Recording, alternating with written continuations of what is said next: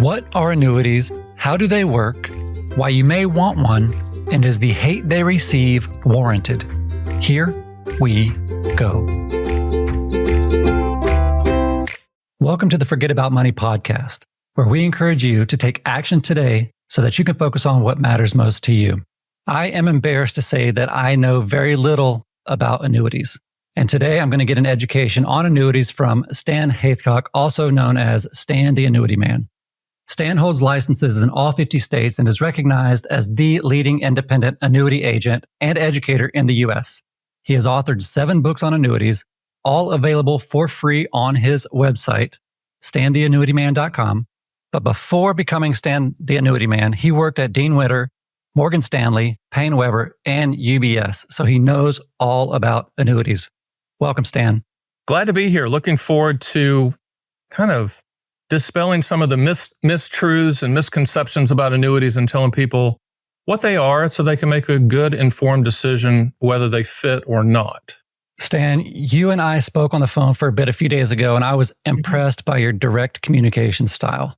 You helped me reframe how I think about the purpose of annuities and question if my negative bias towards annuities have been more of a hindrance than a help to people when I'm talking about finances and money and financial planning. So I thank you for tactfully helping me reduce my ignorance when it comes to the topic of annuities. Today, we are going to define annuities and answer some common questions people have about annuities. We're going to talk about the factors that may persuade a person to shift a portion of their net worth into annuities. And we'll get Stan's thoughts on why there's been such a negative bias towards annuities. So let's start with just a definition, Stan.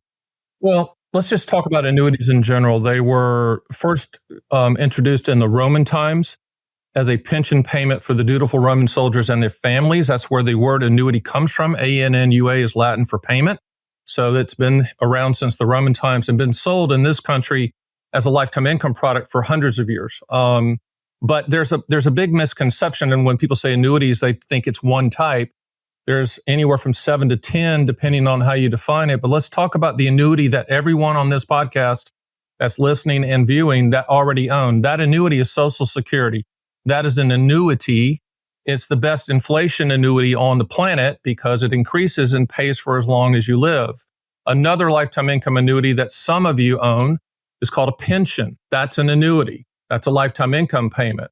Another annuity that type that I think fits into the annuity space, some people disagree with me on this, is required minimum distributions. And required minimum distributions on your traditional IRA is money you have to take out whether you want it or not, but it's going to pay for your life. Again, it fits into the annuity category. So with that being said, there really is an easy way to understand what annuities contractually solve for. And one of the things that sets my company apart from everybody else is that we only look at the contractual guarantees of the policy. We represent all carriers, so we're only looking for the policy, what it will do, not what it might do. And I've come up with an acronym that's easy to remember and understand that solves for the things that annuities contractually solve for from the standpoint of when you get the contract. And that acronym is PIL. P stands for principal protection. I stands for income for life. L stands for legacy, and the other L stands for long-term care. I'll do it again. Principal protection, income for life, legacy, and long-term care. If you do not need to contractually solve for one or more of those items in that PIL acronym, you do not need an annuity. You should never, ever buy an annuity type for market growth. They are not designed for that, even though if you go to the Bad Chicken Dinner seminar, that person's going to tell you that they have an annuity that can achieve market growth. Doesn't exist. We can get to that later in the program. The other 2 questions that I use with every single client, all 50 states, is what do you want the money to contractually do? And when do you want those contractual guarantees to start? From those 2 questions, we can determine if you do not need an annuity. And if you do, then we're going to point you in the direction of the annuity type that solves for, that provides the highest contractual guarantee for your specific situation. Looking at the PIL acronym, the principal protection, income for life, legacy, and long-term care, most people buy annuities for principal protection and or lifetime income.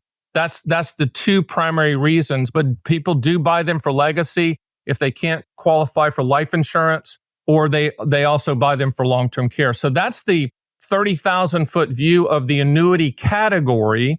And the reason that it's got a bad reputation is the sales practices out there are horrific. And if you're a breathing, mature adult, you've probably been, someone's trying to sell you an annuity, whether you need it or not. They're not for everybody. They solve for specific things. And I think most people, with 13,000 baby boomers hitting 65 every day, most of those people are looking for guarantees, whether that be principal protection or additional lifetime income. So if you were just going to give a one-sentence definition of an annuity, what would that be? It's a contractual guarantee transfer of risk that a life insurance company who issues the annuity backs up by their full claims paying ability, period. Okay. And I think many of us at some point in our life has been either approached or seen something online about annuities, and it's usually not, I think it's probably usually not the actual annuity that the person could use, or at least the most ideal annuity. What are the different types of annuities? Well, first of all, let's lay some groundwork about how annuity agents and advisors are paid. Annuity commissions are built in. You never see them. And typically, most agents, unfortunately, lead with the highest commission products. Just remember this, the more complex the product, the higher the commission. The more simple the product, the lower the commission. And I have a saying, if you can't explain it to a 9-year-old, don't buy an annuity. No offense to 9-year-olds. But just going over the basic, let's cover lifetime income annuities. There are 4 types of lifetime income annuities. Single premium immediate annuities, that's the granddaddy. That's the one I mentioned that started in the Roman times. So single premium immediate annuities is the first one. And that income will start as soon as 30 days from the contract being issued to as far out as 1 year. So you could defer it 1 year. And remember, with lifetime income with annuities, there's nothing magical about this. The primary pricing mechanism is your life expectancy at the time you take the payment. If you set it up joint, it's life expectancies. Interest rates play a secondary role. Let me repeat that. Interest rates play a secondary role with lifetime income products. So single premium immediate annuity is for 30 days, starting in 30 days up to a year. If you defer past a year, that single premium immediate annuity turns into what's called a deferred income annuity. A deferred income annuity, you can defer it 1 year up to 40 years if you want to. Same structure. There's no annual fees, no moving parts with immediate annuities and deferred income annuities. It's just a straight transfer of risk pension product. And the payments for lifetime income of any type is a combination of return of principal plus interest. So anyone that tells you they can get you a lifetime income stream and you're either going to never touch the principal or it's going to grow, they're lying to you. Okay? The third type of product is called a qualified longevity annuity contract. So everybody out there that says never buy an annuity inside of an IRA needs to go back to school a little bit, watch my videos, which I've done 1,000 of them on the Stan the Annuity Man YouTube video channel. A qualified longevity annuity contract was put in place by the Treasury Department and the IRS in 2014 to use for lifetime income using qualified accounts like traditional IRAs, some 401ks. In essence, it's the same structure as an immediate annuity and a deferred income annuity. The only difference is you have to use it in a qualified account, and that amount in a QLAC is not part of your required minimum distribution calculations. And then the final fourth product for lifetime income is what's called an income rider. An income rider is what it sounds like. It's a guarantee that rides on top of a policy or can be attached to a policy at the time of application. Typically, it's an index annuity or variable annuity, but we don't look at any of that part. We just look at the income rider. If you go to my site at The Annuity Man, you can run quotes on all of these 24/7, 365 without anyone calling or bugging you or showing up at your doorstep. You can run quotes on your specific situation on these 4 types. And let's go through them again. Single premium immediate annuity, deferred income annuity, qualified longevity annuity contract, and income rider. Let me add one more, and then we can stop and kind of reflect on these. Another popular type of annuity is called a multi-year guarantee annuity. It's the annuity industry version of a CD. So if you own CDs, you can't hate annuities because there's an annuity type that just protects the principal, has a guaranteed interest rate annually that you can either take out or not. Some allow you to take out the interest, some do not. But you could use that as an income stream without touching the principal for a specific duration. And those durations come at 1 year up to 10 years. Once again, if you go to my site, you can look at those rates. for your specific state and check them on a daily basis to see what they are. Typically, if it's 3 years and out, the MYGA rates will be higher than CD rates. If it's less than 3 years, CD rates will be higher than MYGA rates. Okay, that was a lot. That was a lot, and I only covered half of them. I can imagine. Some other words that get thrown around annuities are fixed and variable. What is the difference between a fixed annuity and a variable annuity? And of those categories that you just mentioned, which are what? All of the categories I just mentioned are fixed. Okay. So fixed annuities would be single premium immediate annuities, deferred income annuities, qualified longevity annuity contracts, MYGAs, fixed indexed annuities. Those are fixed annuities. Those are life insurance products that are regulated at the state level. A variable annuity is a security. It's regulated by the NASD and the SEC. You have to have a specific license to sell it because there are mutual funds inside of that variable annuity. The industry calls them separate accounts, but all of us call them mutual funds. It's in essence an insurance wrapper around a bunch of mutual funds, and it was put on the planet by TIAA, used to be called TIAA-CREF in 1954 for tax deferred growth. It still functions as that. The problem is most commercial annuities have an average annual fee of 3% annually for the life of the policy. So if you bought a variable annuity for growth, which you shouldn't, because you should never buy annuities for growth, you should just stay in the market and do what you're doing or have someone manage it for you. When you buy a variable annuity, you start every year at -3. Now, there are some, very few, count them on my hand, no load variable annuities, which have no fees, that you can still get that tax deferred growth in a non-qualified non-IRA account. But the problem with those that I found is they have limited mutual fund separate account choices, which limits your growth. So in my personal opinion, having managed money at some of the biggest firms in the world on the street, is if you want market growth, don't buy an annuity. If you want contractual guarantees, then maybe an annuity fits. But market growth, even though not every single, the majority of agents and advisors are going to tell you they have the annuity that will grow, they do not. Okay. So yeah, we're going to get to the difference between the philosophies of retirement planning and expecting market growth and what annuities are, at least in your opinion. So I definitely look forward to that part coming up. Let me ask you a few general questions that I think people who just don't know about annuities just don't know. So if the question seems silly, please just give a good, quick answer, and I'll move on.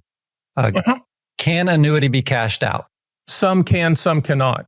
Single premium immediate annuities, deferred income annuities, and qualified longevity annuity contracts are what's called irrevocable lifetime income stream products. Think of ripping the knob off a water faucet, just visually. If you do that, the water's coming. In this case, when you buy these products, they are irrevocable. You're going to get your money back with a lifetime income stream. And let me just say right here, one of the misconceptions is, I'd never buy that, Stan, because if I die, the insurance company keeps the money. That is not true. That's one of 40 ways to set it up. But most of our clients set it up where they're going to get a lifetime income stream as long as they're breathing. But when they die, whatever's left in the account goes to the beneficiaries, and the evil annuity company never keeps a penny. Period. So these can be customized. So just understand that. That's one of the biggest misconceptions out there, but that's just not true. So the income rider is a product that from the start protects your principal, gives you flexibility, etc. But I think the biggest thing for people to understand is these are, even though they're commodity products, there's so many of them, they're customizable to your specific situation. And that's what, we will talk to you about if you decide to talk with us or just go on our site and run quotes. We're very informative with 1,000 videos and the books and all the stuff to get you at a point where you fully understand before you engage into a conversation with our team. So I believe that answered your question. Hope it did. It does. So if I were to ask, can an annuity be inherited? Does that, what you just provided, does that sort of answer that as well then? That's a little bit more difficult of a question just because that's a tax question. We don't give tax advice.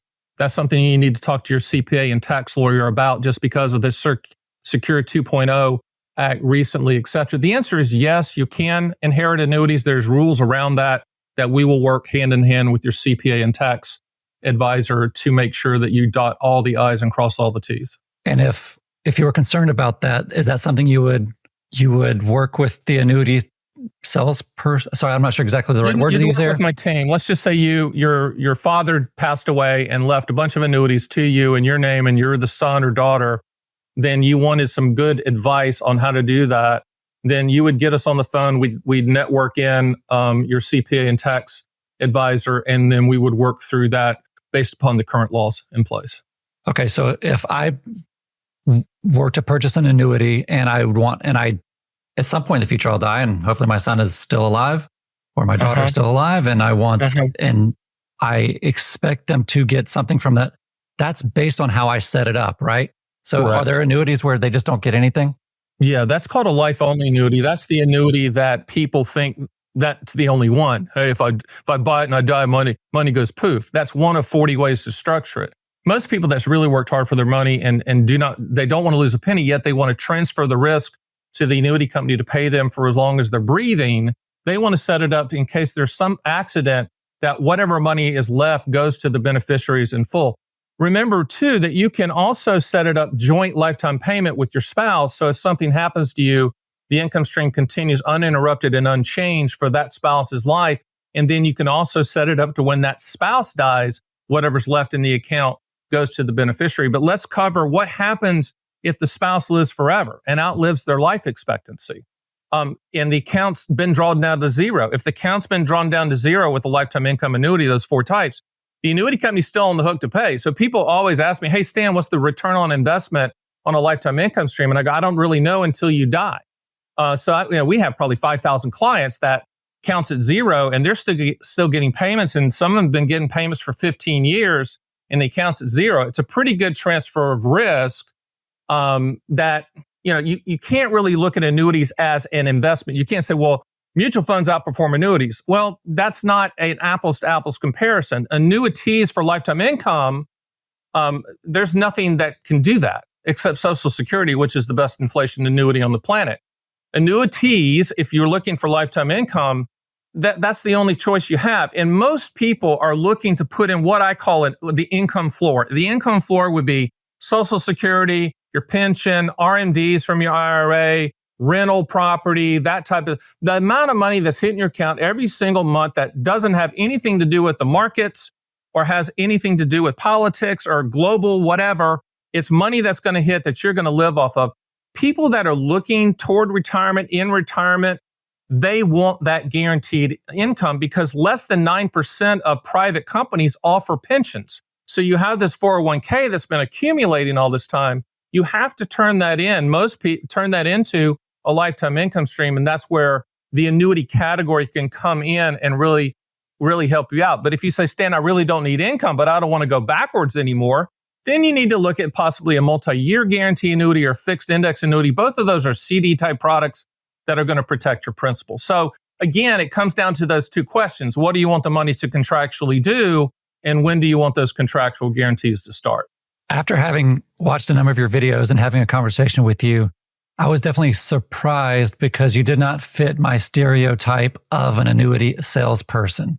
You didn't pitch me one time. You tried to educate me, and you spoke very direct. And I can't imagine you being everybody's favorite person at an annuity party at some Hilton lobby because of that. And I think that does bring a value, especially to somebody like me who's just kind of just tired of it. Like I built this wall around in front of me, between me and annuities, and it's prevented me from really understanding. And that's my fault ultimately. But there's a lot of salespeople out there that will, like you mentioned before, will sell a certain product so that they can get the most money out of it. And it's not necessarily to the benefit of the purchaser. Financial services in general is a lot like that too. But if I'm on the fence, like probably many of the people who are listening to this are, or maybe they're already on one side of the fence and I'm trying to get them at least to the fence, are there any types of annuities that you just would never recommend? So we could just mark those off. Don't even look at them. I don't want to do that because, I already have to have security when I go speak at industry events. So I will tell you this, that if it sounds too good to be true, it is, without exception, with annuities. So in other words, if you hear a sales pitch at a bad chicken dinner seminar, expensive steak dinner seminar, or your current advisor, and it just sounds too good to be true, it is without exception with annuities, period. I will tell you that my company does not recommend variable annuities because I don't recommend anything that can go down in value. Everything that we recommend is fixed. That doesn't mean we just hate variable annuities, but I just don't think the current offering are to the consumer's best interest.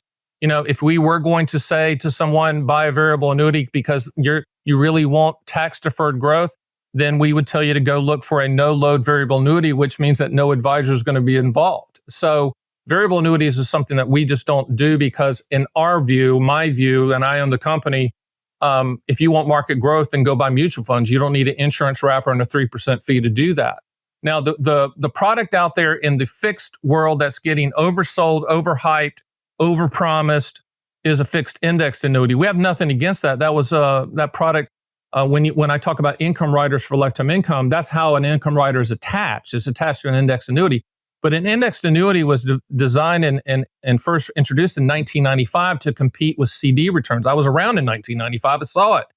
And historically, that's exactly what they do. They are not market products. They are not securities. It's illegal to even use the word market with indexed annuities. But it's the highest commission product on the planet in the fixed annuity world, which is why if you went to your advisor and you told them you had a sore throat and a sprained ankle, they're going to recommend an indexed annuity. I mean, it's just one of those things that in commissions can range as high as 7 to 10% on an indexed annuity. So just remember, indexed annuities are not growth products or CD products. They're also an efficient way to deliver an income rider. So if you go to our site, you can't do an indexed annuity quote because there's no such thing. You can do an income rider quote because that's a contractual guarantee. But as I said before, if you cannot explain the annuity to a 9-year-old, don't buy it. Immediate annuities, deferred income annuities, QLACs, income riders, MIGAs, those are so simple. You will understand them by either watching a video or just reading the 55-page owner's manual on it. I mean, you'll understand it. Once you get to the index and variable side, it gets very, very, very complicated. And from there, you should just kind of step away. As Warren Buffett says, if he doesn't understand it, he doesn't invest in it. And we also go by the other Warren Buffett rule. Rule number 1 is don't lose money. Rule number 2 is don't forget rule number 1. And that is really Stan the Annuity Man and the Annuity Man Company in general. I grew up in rural North Carolina, had no money, and went through the brokerage firm stuff and just realized I didn't like losing any money. So guess what? My new company I started a long time ago, we don't lose anybody money when we sell contractual guarantees. Last week, I had a conversation with Sean Mullaney, who is he's known as like the FI-tax guy for the financial independence community. Brilliant guy. And he and I, if you were to listen to that, we'd go probably like a minute and rant against, admittedly, annuities based on my lack of understanding, most likely. Mm-hmm. But the episode was about taxes. And when you're talking about retirement planning, you can't really talk about that without mentioning taxes and at least thinking about it and how to shape that. Are annuity incomes taxed the same as other investment incomes? They're taxed at ordinary income levels, and you can use them in all types of accounts, IRAs, non-IRA, non-qualified, or Roth. So if you're using a lifetime income stream in a Roth, obviously that income is tax-free. If you're using it in a non-IRA, non-qualified account, that income is a combination of return of principal plus interest, meaning that you're not going to pay taxes on the return of principal, just the interest. In the industry, it's called the exclusion ratio. So that's actually tax favorable. If you have an annuity inside of an IRA, it's treated like just every other item inside of your IRA. Any money pulled out is taxed at ordinary income levels. So I think the tax argument against annuities is unfounded, and just, there needs to be a little bit more education in how to look at it. So, a lot of people use the immediate annuity or deferred income annuity in a non-qualified account for preferable taxed income because that return of principal amount is not taxed. Now, once you get to zero in the account and you outlive your life expectancy, then all of it's taxed. But it is, with multi-year guarantee annuities, changing gears a little bit compared to CDs in a non-IRA account, the interest grows tax deferred, whereas the CDs you have to pay taxes on the interest annually. So there are good and bad like every other product out there, but you cannot take the word annuity and categorize it. Anytime anyone says all annuities are, and whatever they say behind that is incorrect, because you can't say all annuities. That's like saying, I hate all restaurants and I hate all shoes and I hate all trucks. You can't hate all annuities. You already own one. It went to Social Security. So I think hopefully this podcast will open people's eyes to at least look underneath the rock. Don't believe what you've heard at the cocktail dinner where the guy goes, "I never touch an annuity," or the guy on TV that runs ads that say, "You never ever buy an annuity." And I will guarantee you he's given advice on Social Security, which is an annuity. So to me, that's hypocritical. I do think they have their place. They are not for everyone. Again, if you went to the 2 questions with our team, what do you want the money to contractually do, and when do you want those contractual guarantees to start? And you said, I want a reasonable rate of return like a market return, then don't buy an annuity. It's real simple. You mentioned before interest rates play a secondary role in the performance of an annuity.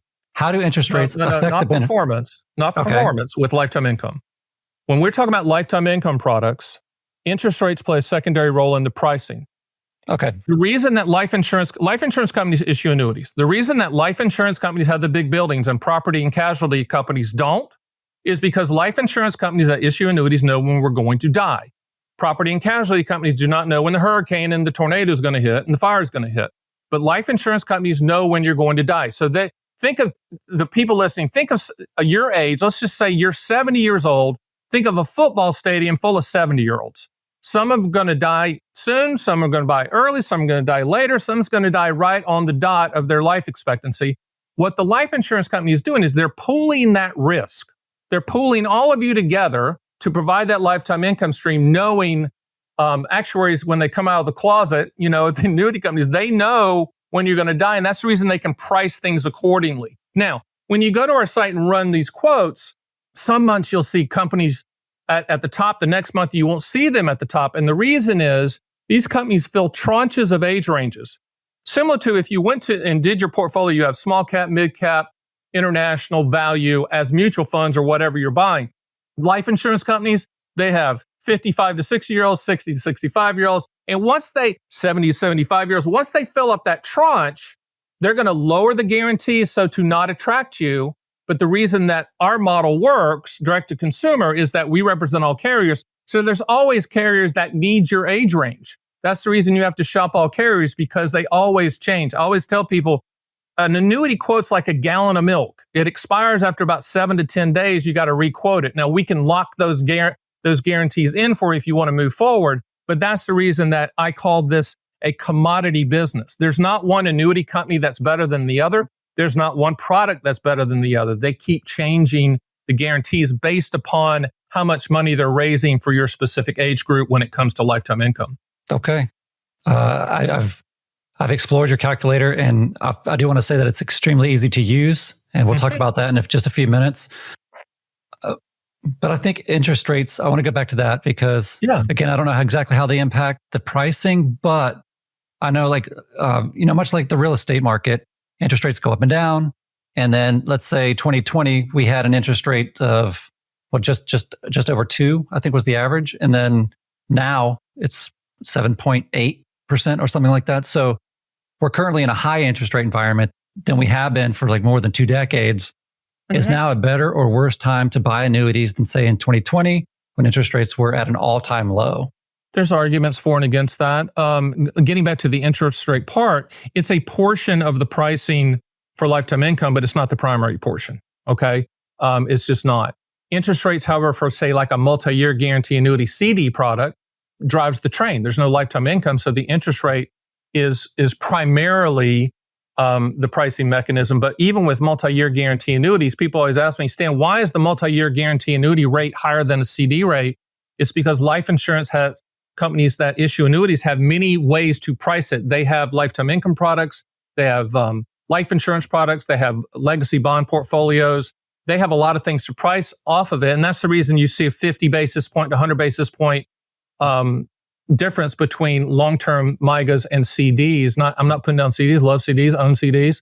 It's just that life insurance companies have a different way to price it. The other thing I want to talk about is these fixed annuities are regulated at the state level. And so people are used to FDIC type coverage, or in the brokerage world, SIPC type coverage. Fixed annuities are covered at the state level by state guarantee funds. You can go to a site, I'll give you the letters, NOLHGA, again, NOLHGA.com, to see what your state guarantee association backs up, and it can range anywhere from $100,000 to $300,000 of coverage in case that annuity company goes under. I will tell you that typically doesn't happen. And when it does happen, the larger companies buy the smaller companies. And the reason is fixed annuities, the law is these companies have to have 100% of your money on hand day one, and everything's regulated. They can't go crazy with your money. They're not smarter than banks. They're just more regulated than banks, whereas a bank has to keep, I think, around 6 to 8% of your money on hand. Fixed annuity companies cannot do that. So I'm not saying they're just pound the table safe, et cetera. We do look at claim expandability. We do look at ratings. We do look under the hood from the financials. And I used to do that with Morgan Stanley and Payne Weber. The point is, it's a lot safer than you think. And I explain that in my videos, but you are buying the claims payability of the carrier. We do have one thing that we do is if you're buying lifetime income, we need that rating to be A+ or better because you're marrying that company. Some of the shorter term fixed rate annuities like MIGAs, we can go down a little bit from that because you're dating that company for that specific duration. But those are things we can cross that bridge if you want to engage with us and have that conversation. Understand that my whole staff they're licensed, but they're not on commission. My big thing is we're not a hammer looking for a nail, and you can make your decision on your terms and your time frame. When you're buying contracts, there is no urgency. You just have to understand what you're buying, period. Let's take the conversation to your philosophies and how you use your philosophies or support annuities in retirement planning. Your tagline at your business website is will do, not might do. And it's copyrighted. I saw the little symbol. So if you're listening to this, you can't take lawyers, it. There you go. Yeah. What does that phrase mean in the annuity business, and why do you use it as a business tagline? You own an annuity for what it will do, not what it might do. The will do are the contractual guarantees. The might do is the hypothetical, theoretical, unicorns chasing the butterfly returns that never come true. If you go to one of these bad chicken dinner, expensive steak dinner seminars, they'll show you these numbers that, well, if you'd owned it 10 years ago, you'd have gotten this. Fraudulent. Fraudulent is the word for that. It should never be used. In some states, it's illegal to use. So we're only looking at the contractual guarantees, and people say, why do you do that? Because you're going to get a contract in the mail. It's called a policy. It's a contract. We're going to buy the contractual guarantees. You're never going to be blindsided by a number. You're buying the number. That's what the number is going to be, period. Now let's talk about inflation, because a lot of people say, well, what about inflation? There are annuities for inflation, but the life insurance companies have the big buildings for a reason. They don't give that away. Let me give you an example. If you bought an immediate annuity without the inflation rider, they call it a cost of living rider, COLA, cost of living adjustment rider.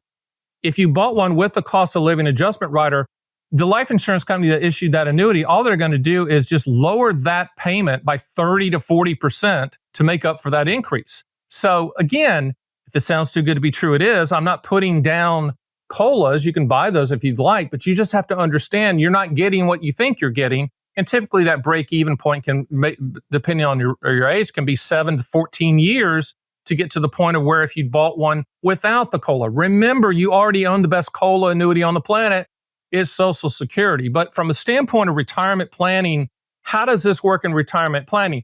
In my opinion, in the way that we really help people and advisors, we work with a lot of fee-only advisors and fee-based advisors to create that income floor. Okay, there's a lot of people out there that pound the table that the 4% rule is the way to go, and the 4% rule is you don't buy annuities, you have a balanced portfolio, and you just take out the 4% when you need income. That's fine. The only thing I have a problem with is down markets. And down markets over a period of time could really interrupt that rule. My opinion, having done this on the other side of the table on the street, why not put the income floor in place, and then you don't have to disrupt the investments? So what that involves is you saying, okay, Stan, Social Security is this, and our income floor needs is $5,000 a month. We've got like a $1,500 gap to get us to the $5,000. Then you can go to my site. You can actually reverse engineer a quote, meaning use the least amount of money as humanly possible to get to that $1,500. And you put that in place so it's going to hit every single month, and you don't disrupt your investments, etc. So then the question has to be, wait a minute, Stan, that's a static number. What happens with inflation? Great. Let's talk about that. Everybody's situation with inflation is different. The media talks about inflation as it's monolithic and it covers everybody the same way. But let's just say that $5,000 a month, 3 years from now, you go, wait a minute, it's now $5,500 a month. We need an additional $500. an option for you to do is to buy an immediate annuity solving for that $500 at that time using the least amount of money, reverse engineer it. I always tell people, use the least amount of money with annuities to solve for the goal that you have in mind. And the annuity industry actually recommends that you never go past the 50% barrier of your investable assets. And that does not include your car, your guitar, or your house, or your land. This is investable assets. So let's just say you had $500,000 investable. Legally, $250 is about all you should even consider. Does that mean you use $250? No. We're going to try it again, use the least amount of money to solve for the goal. But for the financial planning sector, if you could take care of that income goal and not have to disrupt investments to pull out the 4%, we've seen it work pretty well. People like Wade Pfau, if you don't know who that is, it's spelled P-F-A-U, pull it up. He's been on my Fun with Annuities podcast. He's a big proponent of that income floor using annuities so you don't have to disrupt your investments. Does the 4% rule work when you have a good money manager? Absolutely. But I said good money manager. They're hard to find. You mentioned PIL, which is your acronym. Principal protection, income for life, legacy, and long-term care. I think the first three, the first two are very clear. Can you explain more how an annuity can provide legacy and long-term care? Sure. Let's talk about legacy first. Legacy is the best legacy product on the planet I don't sell. It's called life insurance. I have a ton on myself. Life insurance, I always kid, is the best investment, best return on investment on your money that you'll never see because you're dead. You need life insurance. But if you can't qualify for life insurance, if you can't pass the physical and the medical, then you can buy an annuity with a rider for death, a death benefit rider. Now, the difference is with life insurance, that death benefit is tax-free. The death benefit on an annuity is taxable, but if you can't get life insurance for legacy, you can get a guaranteed return for death, for a death benefit on an annuity if you want that for legacy. Legacy is leaving money to your heirs. But again, if you can get life insurance, please get life insurance. Now, when it comes to long-term care, there's many types. We don't really sell long-term care. There's one type of an annuity that we do sell if you can't qualify for long-term care. Again, long-term care, a tax-free strategy, but you have to qualify either through medical test or a phone interview, etc. But if you and we refer you to somebody that we trust, licensed in all 50 states that handles that. But if you can't qualify for that, we can get you a guaranteed issue product that will increase your income when you can't do 2 of the 6 daily functions of life. Again, contractually guaranteed, etc. But if you have long-term care currently and you're listening to me right now, keep it. Don't have anybody try to talk you out of that. Keep it. But there are some good new long-term care products that we can point you to that can protect the principal, yet provide the lifetime income stream, the long-term care when you need it. But if you die without utilizing the long-term care, your heirs are going to get the money. One of the big, I think, misconceptions about long-term care is the same one with annuities. Hey, if I buy that and I die, the money goes poof. There's 3 types, 3 to 4 if you want to count them, but let's just say 3 primary types of long-term care. Only one of those 3 is the money go poof model. And not many people are using that. There are what's called asset-backed long-term care policies that you can have the long-term care in place, but if you don't use it, the money's going to go to your beneficiary. So again, just think about all of this as transferring risk. You're transferring the risk to either protect your principal, you're transferring the risk for lifetime income as long as you're breathing or on a ventilator, it's going to pay. You're transferring risk for legacy or you're transferring risk for long-term care. These are risk transfer products. They're not investments, they're contracts.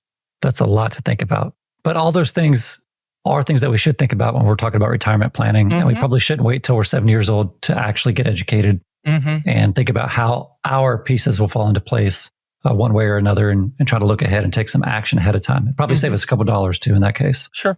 In my research of you, I've heard you say multiple times that to determine an annuity strategy rather than simply buy an annuity. Can you provide an example of annuity strategy and walk us through the logistics of how someone would implement that strategy? Yeah, going through the two questions we use. What do you want the money to contractually do?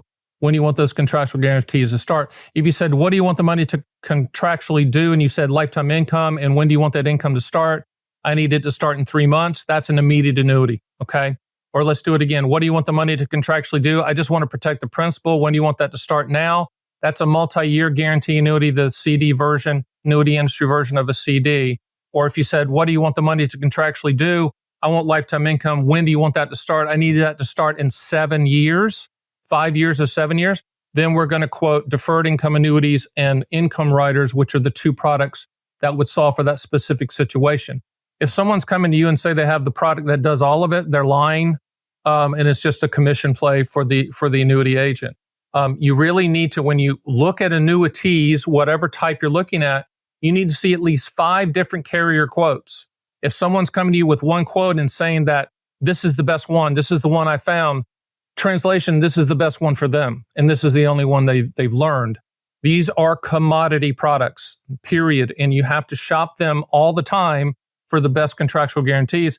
Again, at my site, you can run these quotes 24/7, 365 with no limitations on your situation, and you can look at the live MIGA feed for your state every single day. No limitations, no signups, nobody bugging you. We put this all of our sites together so that you can get educated on your terms and your time frame. You're the only one that knows if it fits for you. What we can do at the very end is help you shop for the highest contractual guarantee and point you to what we feel is the company that might have a better claims paying ability or might have something within that contract that you didn't know about. We're going to go through all of that for you. And I think the biggest thing I'm proud about is we just don't pressure anybody. I mean, our site is where you can buy an annuity. You're not going to get sold an annuity. You're going to buy it, and it's going to be on your terms and your time frame. I know that people out there going, yeah, sure, Stan, you guys are going to pound me and email me and call me. It's just not going to happen. We're not going to do that. I don't like when people do that to me.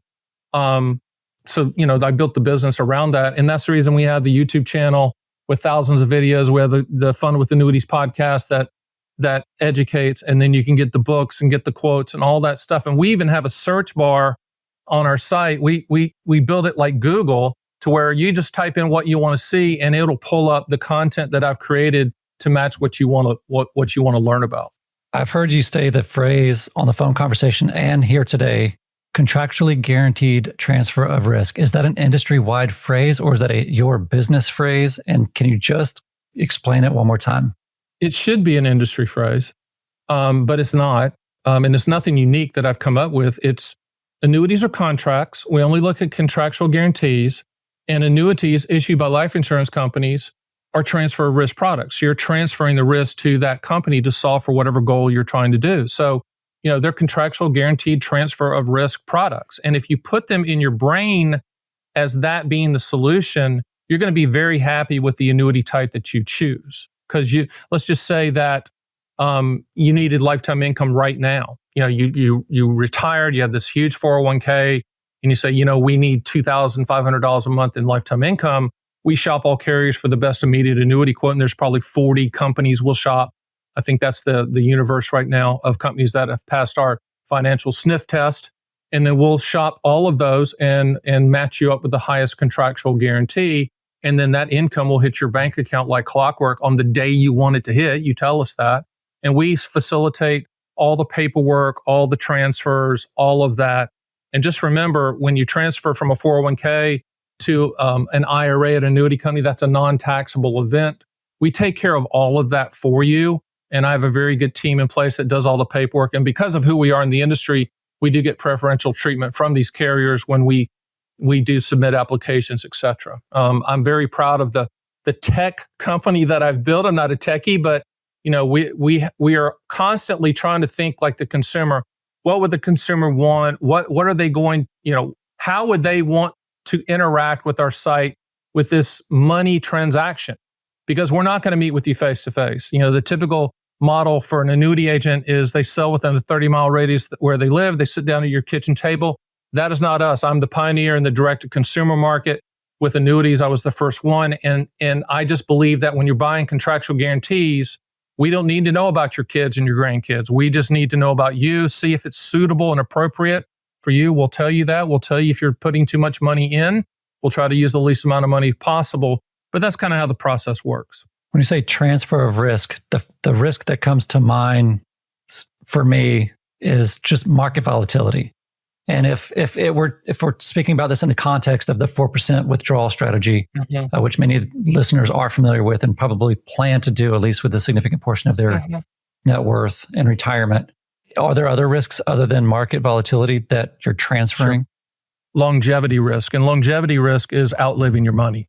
One of the big fears with baby boomers and retirees is outliving your money, not having enough money at the end with the income. With an annuity for lifetime income, those 4 types, you can solve for that lifetime income stream that combines with Social Security.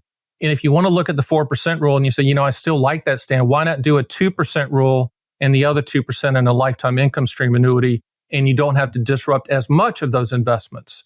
So, the 4% rule has been around forever. There's people that like it, there's people that don't like it. What I'm saying is, if you can lessen that dependency of taking out that larger percentage, and 4% can be a large number if there are down markets, why not buffer that a little bit with lifetime income guarantees with an annuity type in conjunction with the one you already own, Social Security? Yep. I went to your free calculator on your site, stantheannuityman.com, and I entered that I had $500,000 to purchase an annuity, and the income begins after 12 months. What came up was an SPIA, which was single premium immediate annuity. And the options showing was basically lists of potential monthly payouts under 6 guaranteed income structures, including single life only, single life with cash refund, single life with 5-year certain, and some others. Can you explain the nuances of each of those income structures? Sure, I can. And remember, there's 40 ways to do this. So that's just the top. So maybe not all 40. Maybe let's just focus on the most popular. Those are we list the top ones that people typically choose. One other thing that I want to start with is that if you're less than 50 years old, you got to convince us why you need an annuity of any type. Typically, 50 is the time is kind of the bogey for us to have that conversation. But youngsters out there, you need to stay in the market and get growth. Period. But let's just go through the immediate annuity structures. This also would dovetail into deferred income annuities as well, which is an immediate annuity that you defer. Life only means it's going to probably be the highest payout. It's going to pay for as long as you're breathing. And this is the one when your Learjet hits the mountain, money goes poof. Not many people choose that. Life with a period certain, which is life with a 5-year certain, life with a 10-year certain, life with a 20-year certain, life with a 30-year certain. That means it's going to pay as long as you're breathing, but that certain period is the guarantee. So let's just say you bought a life with a 5-year certain and you died year 3, you have 2 more years of payments going to your beneficiaries. Let's do life with 10. Life with a 10-year certain is going to pay as long as you're breathing. But let's just say you die at year 5, you have 5 years of payments going to your beneficiaries. Life with a 20-year certain, if you live 21 years and die, there's nothing for your beneficiaries, right? Because 20 years is the minimum. But let's just say on that structure, life in 20, you died year 7, there's 13 more years of payments to your beneficiaries. Life with cash refund and life with installment refund are pretty, kind of makes sense if you think about it. It's life. Anytime it says life in front of it, it's going to pay for as long as you're breathing, period. So people say, was that 150? Yeah, if you're breathing, 150. How about 170? Yep, if you're breathing, 170. But the point is with cash refund, 100% of the money that goes, that's left in the account when you die will go lump sum to your beneficiaries. Life with installment refund means that when you die, whatever's in the account goes in payment form to your beneficiaries. So all my life within lifetime payments are structured life with installment refund because I don't want my 2 girls to buy Lamborghinis with cash. I want them to make payments on it. So, that's the joke. You can handcuff your beneficiaries with that. And then also with the period, you can do a period certain immediate annuity. In other words, there's a lot of people say, Stan, I've got a gap of income I need to solve for. It's like a 10-year or 12-year gap. You can buy an immediate annuity that just pays for those 10 and 12 years and there's no life contingency. I think this is a good example of how customized this can be. You just have to tell us exactly what you want to get solved and exactly how you want your beneficiaries to get paid in case something happens to you. And in addition to that, do you want to add your spouse as a joint lifetime income participant? Understand that, again, life insurance companies that issue annuities don't give anything away. If it's a single life payment, it's going to be higher than if it's a joint life payment, okay? Because they're only going to back up one life instead of two. But for all of you out there, I mean, all of my stuff is joint life with my wife of 36 years. That income's going to continue uninterrupted and unchanged for her life. And then we have installment refund on the back end in case something happens to her. Then whatever's left goes payment form, same exact payments we were getting. Those payments would go to my two girls. Something caught my interest. Well, all of it's interesting, of course. But one thing in particular caught my interest that you were just talking about, because the financial independence community, retire early, they usually have to solve for a problem. Most of us don't get pensions. Most of us, are planning on Social Security at some point and later, or many of us actually aren't planning on Social Security, which is a conservative planning strategy. But let's say you've saved enough net worth to retire at 40. And now you can't start getting into your tax deferred accounts until, well, you can, but ideally you probably don't want to until 59 and a half. So I know you said that you don't entertain annuities for people really under 50 years old. I think you said that. And we can, but it's got to be a specific circumstance.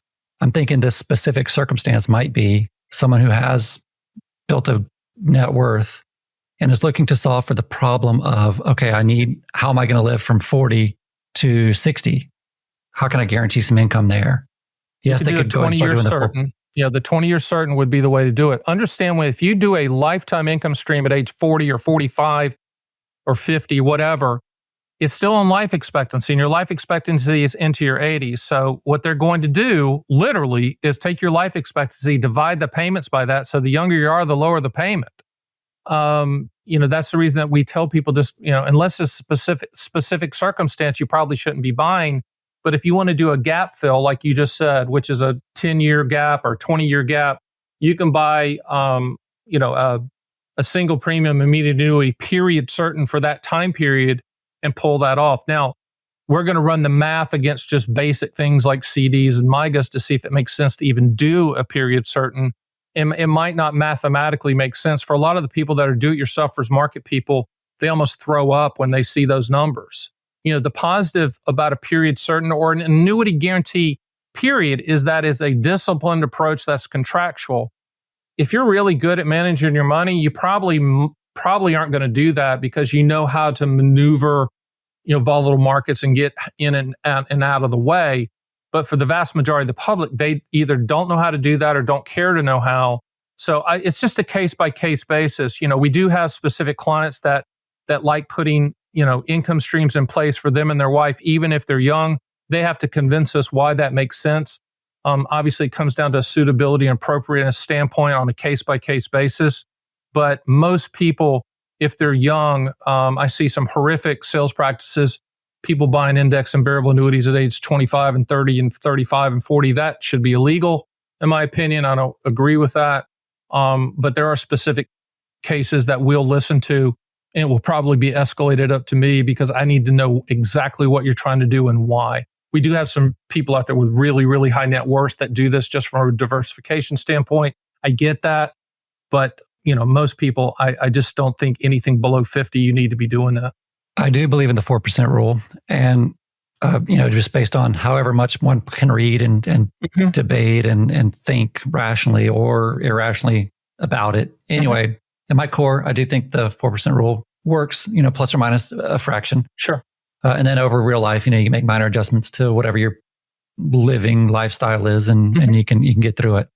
But I preface my next comment with that because what I'm about to say might be pro-annuity, and I want you to try to play devil's advocate against the annuity to show me where I might be wrong. Let me give you context. I was on your calculator.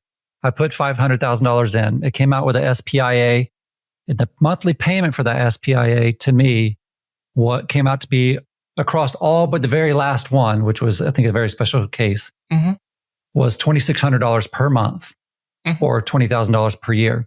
No, excuse me. $2,600 a month or $31,200 per year.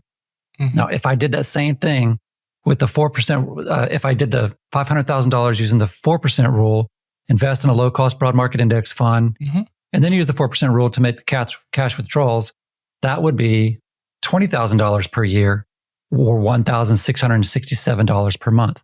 So if on its surface, it looks like the annuity is a much better way to go because it provides payments for life 50% greater.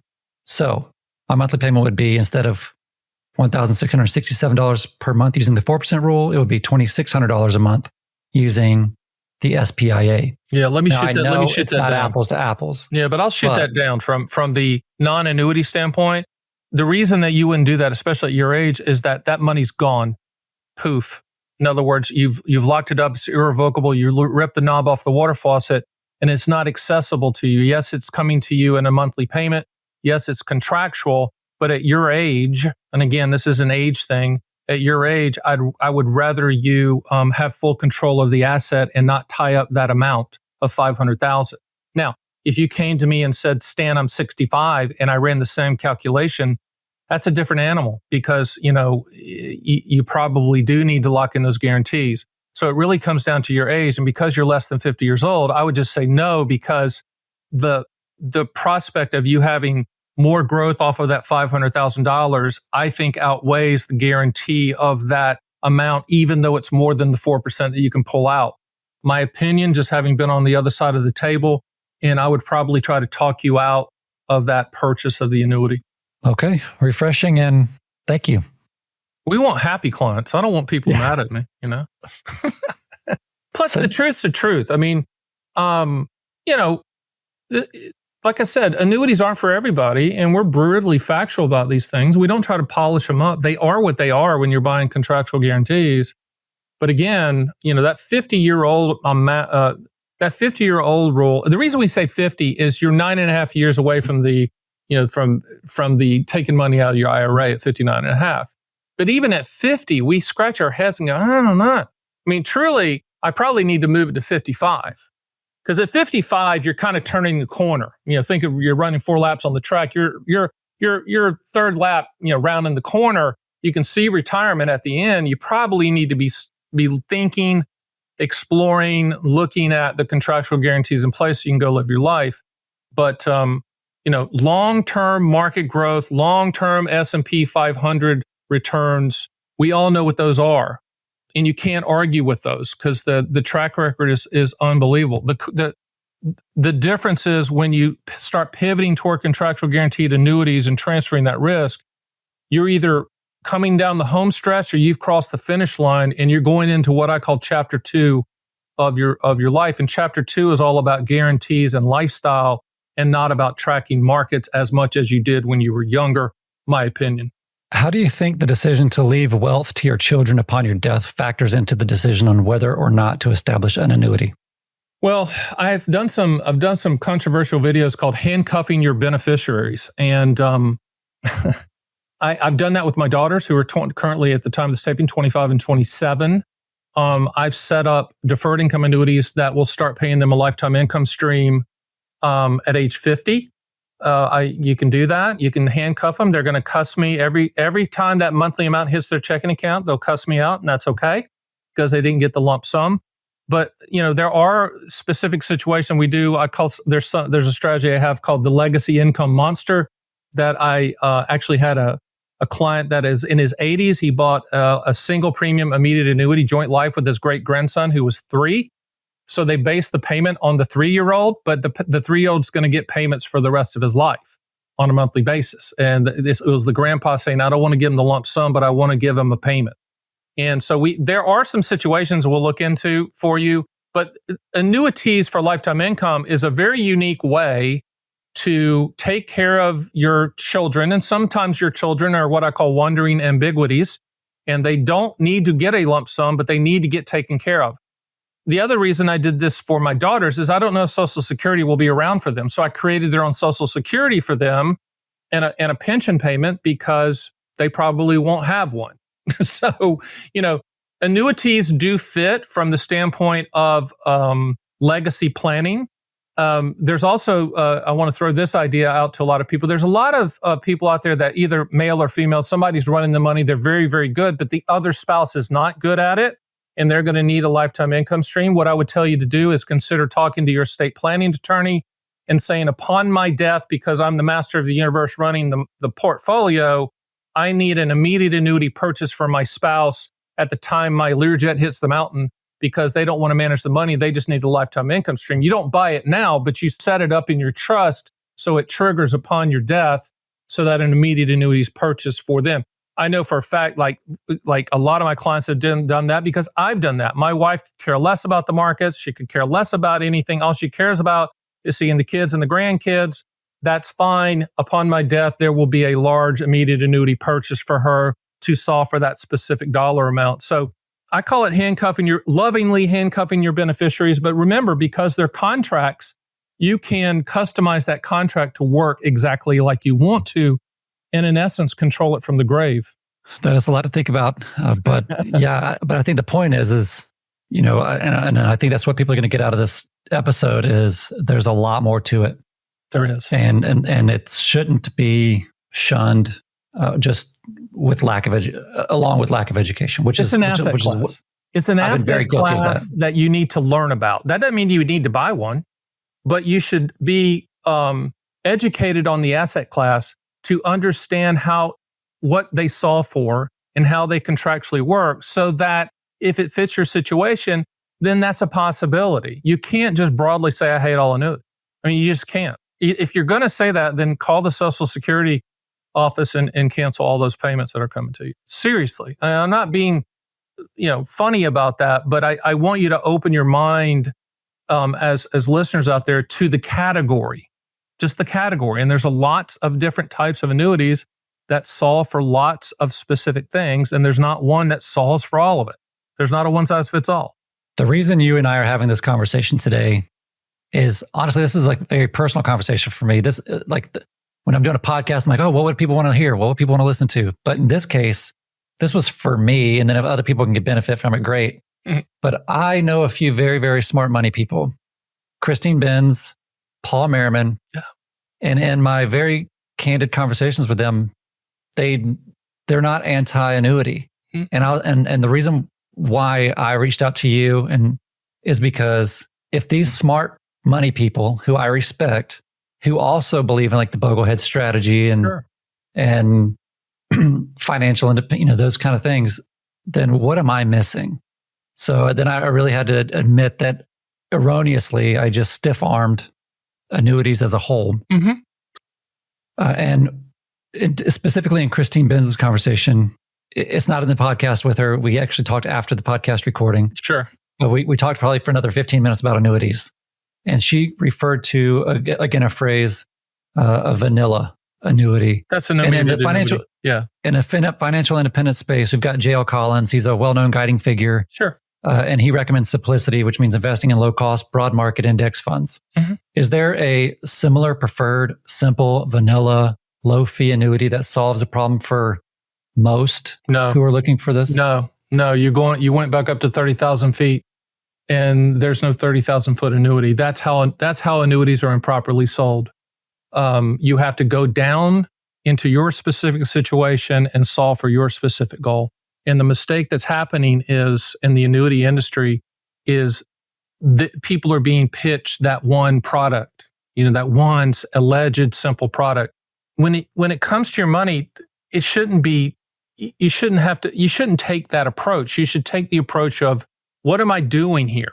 When you buy a stock, you just don't buy a stock because the name sounds right. You do the research. You don't buy a mutual fund because of past performance or who the manager is. You do your research. Same thing applies to this asset class, which is annuities. One of the reasons I chose to come out here, and when I did my research on small business years and years ago, was everyone was just selling out here. No one was really talking about how they work, how it applies to a specific portfolio.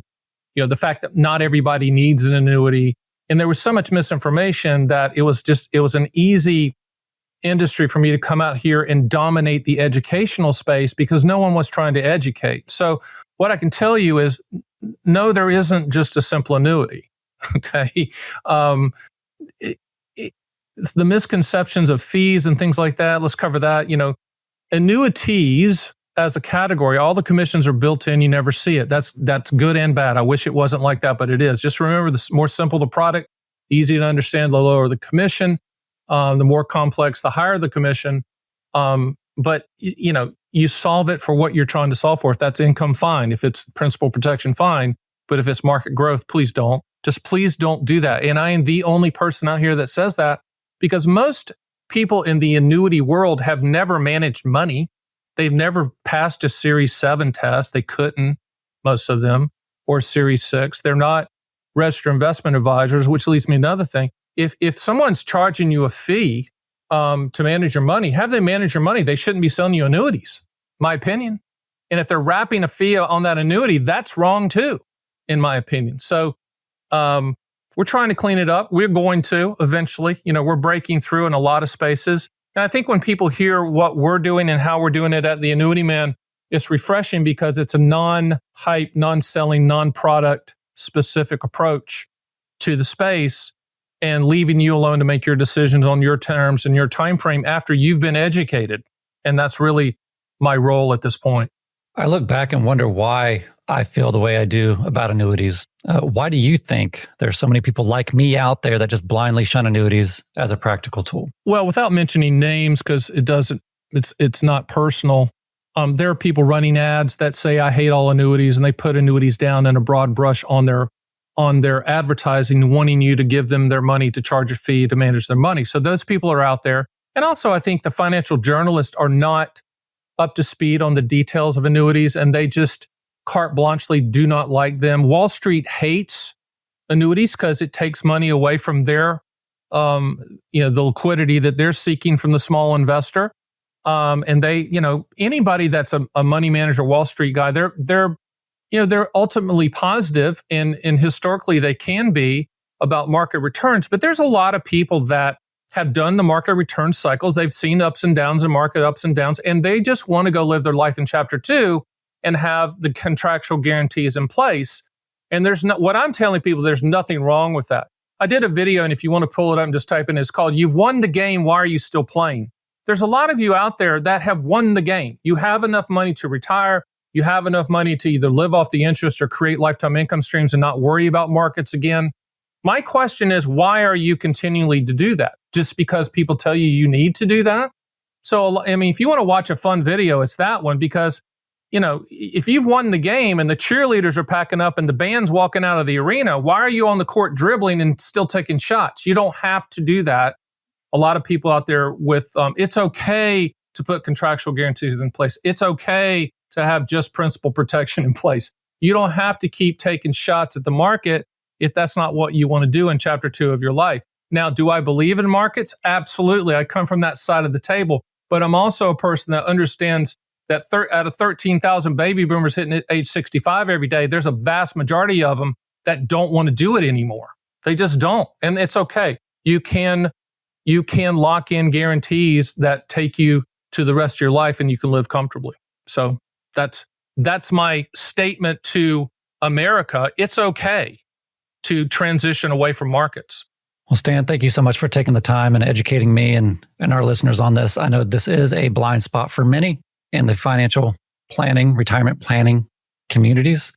And I know that they're probably not going to fit mine, because I do have it I'll throw it out there. It's not my negative bias. It's, I have a pension, a very hefty military pension. Sure. And so my income floor is set. There you go. At least for now. And it's adjusted for inflation. So I think I'm good, but I do appreciate the concept of you focusing on the income floor, setting an income floor, because I think that can reduce a lot of anxiety for people in retirement. Absolutely. And using annuities to do that is one option. So I appreciate that focus. And I know you're a busy man. You're licensed in all 50 states, helping a lot of people retire more securely. So thank you for what you're doing out there. And thank you for educating me. And hopefully this is not our last conversation. No, totally. Really enjoyed it. Everybody go to theannuityman.com. Just run the quotes and look around, and no one's going to bother you. Again, thank you for being here. And thank you all for watching and listening.